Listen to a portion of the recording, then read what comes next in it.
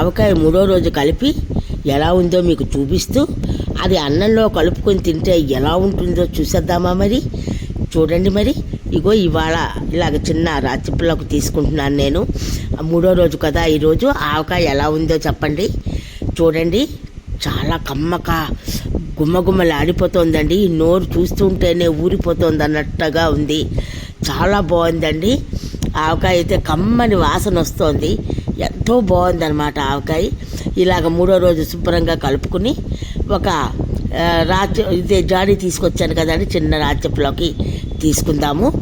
తీసుకుని దీన్ని మనం అన్నంలో వేసుకుని తింటే ఎలా ఉంటుందో మీకు చూపిస్తాను. ఇలాగ అన్నం వేసుకుని ఓ కంచంలో అన్నం వేసుకుని దాని మీద ఆవకాయ వేసుకుని, ఆవకాయ మన అందరిది, గోంగూర పచ్చడి మనదేలో, ఎందుకు పిజ్జాలెందుకు బర్గర్లెందుకు పాస్తాలు ఇంకెందుకురా.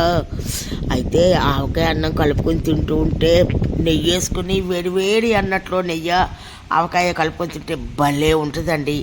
గొంతేంటి ఇలా ఉందనుకుంటున్నారా? నాకు కొంచెం రంప చేసిందండి. దాని మీద గొంతు ఇలా ఉన్నది. ఇలా చక్కగా ఆవకాయ కలుపుకొని ఆ ఒక్క ముద్ద నోట్లో పెట్టుకుని తింటే అబ్బా అబ్బా, స్వర్గం ఎక్కడో లేదు, ఇక్కడే ఉంది అనిపిస్తుంది కదా అండి. మీకు కూడా అలాగే అనిపిస్తోందా? చూడండి. అయితే ఈ వీడియో నచ్చినట్టయితే లైక్ చేయండి, షేర్ చేయండి, బెల్ ఐకాన్ని క్లిక్ చేయండి. మా కొత్త నోటిఫికేషన్స్ మీకు వస్తాయి.